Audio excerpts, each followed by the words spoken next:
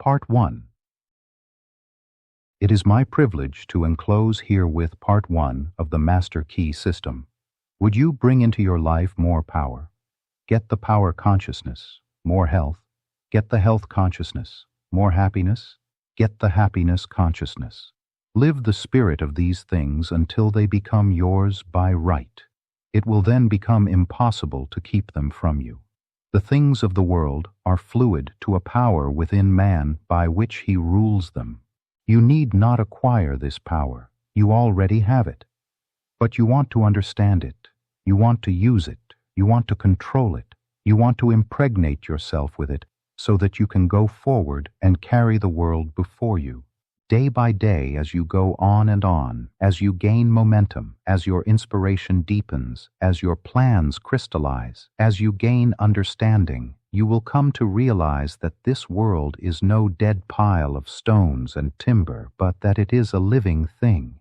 It is made up of the beating hearts of humanity. It is a thing of life and beauty. It is evident that it requires understanding to work with material of this description.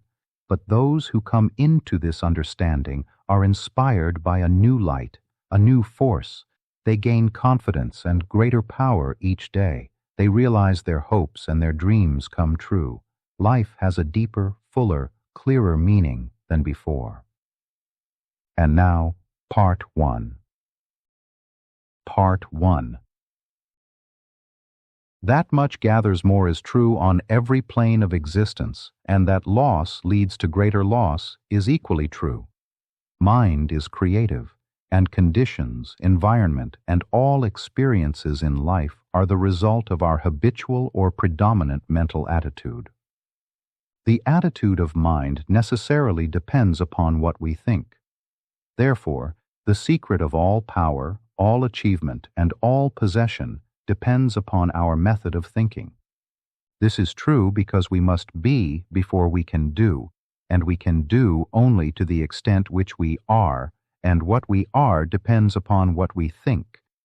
We cannot express powers that we do not possess. The only way by which we may secure possession of power is to become conscious of power, and we can never become conscious of power until we learn that all power is from within. There is a world within, a world of thought and feeling and power, of light and life and beauty, and, although invisible, its forces are mighty. The world within is governed by mind. When we discover this world, we shall find the solution for every problem, the cause for every effect. And since the world within is subject to our control, all laws of power and possession are also within our control. The world without is a reflection of the world within.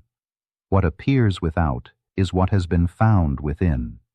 In the world within may be found infinite wisdom, infinite power, infinite supply of all that is necessary, waiting for unfoldment, development, and expression.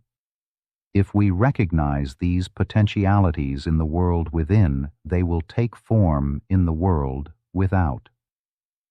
Harmony in the world within will be reflected in the world without by harmonious conditions, agreeable surroundings, the best of everything. It is the foundation of health and a necessary essential to all greatness, all power, all attainment, all achievement, and all success. Harmony in the world within means the ability to control our thoughts and to determine for ourselves how any experience is to affect us. Harmony in the world within results in optimism and affluence. Affluence within results in affluence without.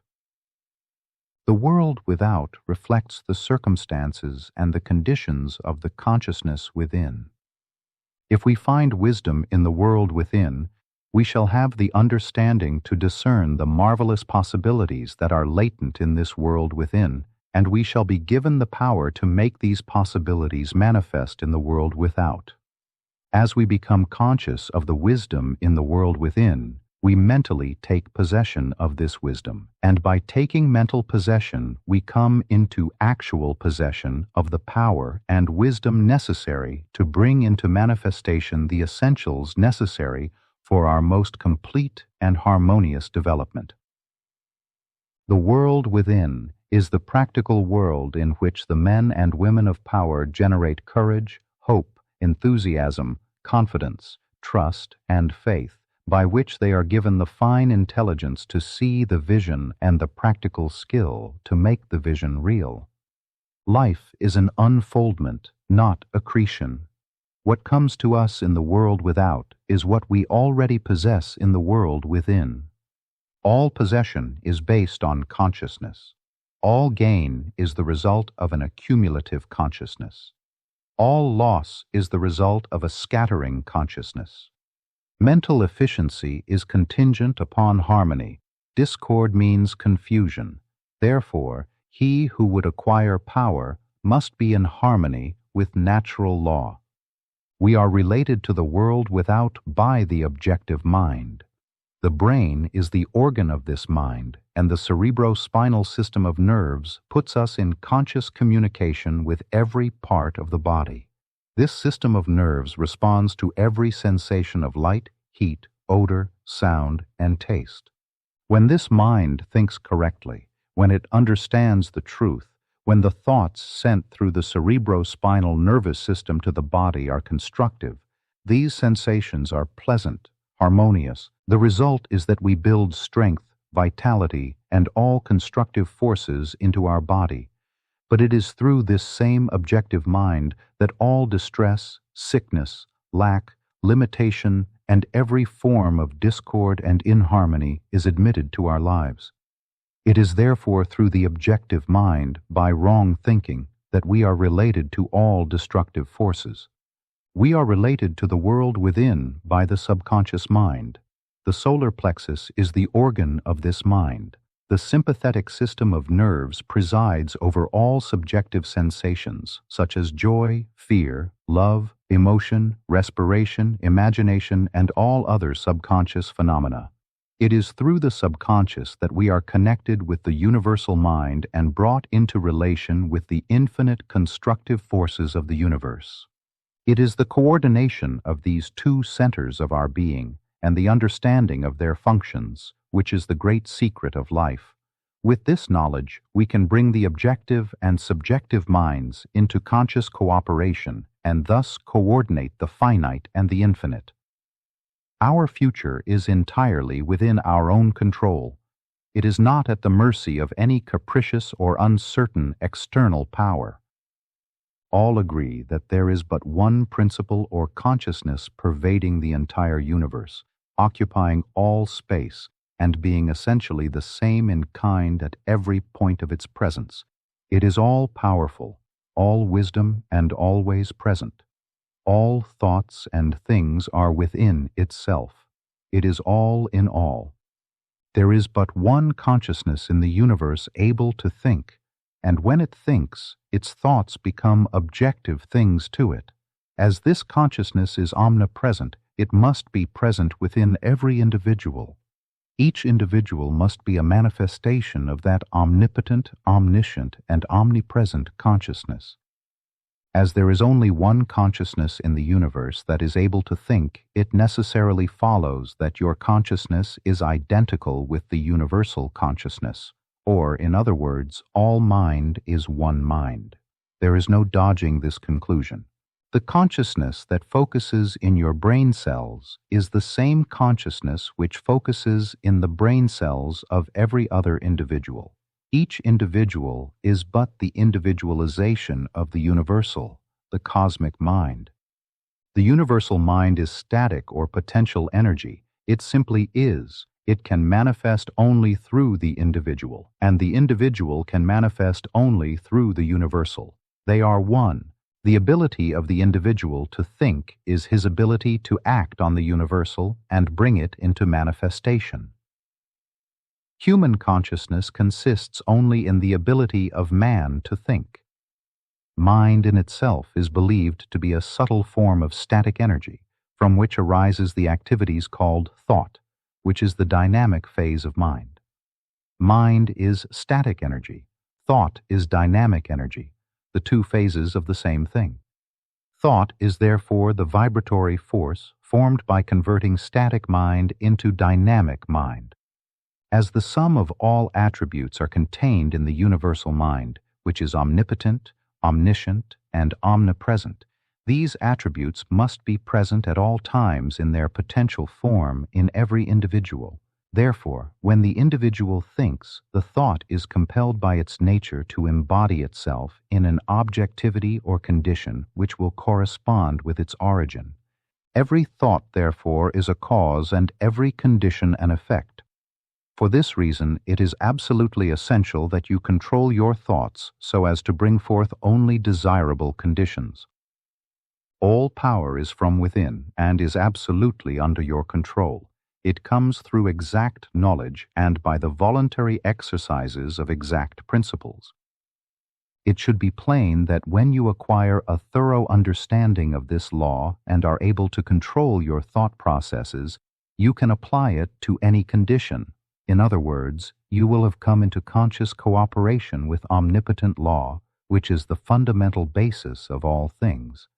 The universal mind is the life principle of every atom which is in existence. Every atom is continually striving to manifest more life. All are intelligent, and all are seeking to carry out the purpose for which they were created. A majority of mankind lives in the world without. Few have found the world within, and yet it is the world within that makes the world without. It is therefore creative, and everything which you find in your world without has been created by you in the world within. This system will bring you into a realization of power which will be yours when you understand this relation between the world without and the world within. The world within is the cause, the world without the effect. To change the effect, you must change the cause. You will at once see that this is a radically new and different idea. Most men try to change effects by working with effects. They fail to see that this is simply changing one form of distress for another. To remove discord, we must remove the cause, and this cause can be found only in the world within. All growth is from within. This is evident in all nature. Every plant, every animal, every human is a living testimony to this great law, and the error of the ages is in looking for strength or power from without. The world within is the universal fountain of supply, and the world without is the outlet to the stream. Our ability to receive depends upon our recognition of this universal fountain, this infinite energy of which each individual is an outlet, and so is one with every other individual. Recognition is a mental process. Mental action is therefore the interaction of the individual upon the universal mind, and as the universal mind is the intelligence which pervades all space and animates all living things, this mental action and reaction is the law of causation. But the principle of causation does not obtain in the individual, but in the universal mind. It is not an objective faculty, but a subjective process, and the results are seen in an infinite variety of conditions and experiences. In order to express life, there must be mind. Nothing can exist without mind. Everything which exists is some manifestation of this one basic substance from which and by which all things have been created and are continually being recreated. We live in a fathomless sea of plastic mind substance. This substance is ever alive and active. It is sensitive to the highest degree. It takes form according to the mental demand. Thought forms the mold or matrix from which the substance expresses. Remember that it is in the application alone that the value consists, and that a practical understanding of this law will substitute abundance for poverty, wisdom for ignorance, harmony for discord, and freedom for tyranny. And certainly, there can be no greater blessing than these from a material and social standpoint. Now make the application. Select a room where you can be alone and undisturbed. Sit erect, comfortably, but do not lounge. Let your thoughts roam where they will, but be perfectly still for from 15 minutes to half an hour. Continue this for 3 or 4 days, or for a week, until you secure full control of your physical being. Many will find this extremely difficult. Others will conquer with ease, but it is absolutely essential to secure complete control of the body before you are ready to progress. Next week, you will receive instructions for the next step. In the meantime, you must have mastered this one.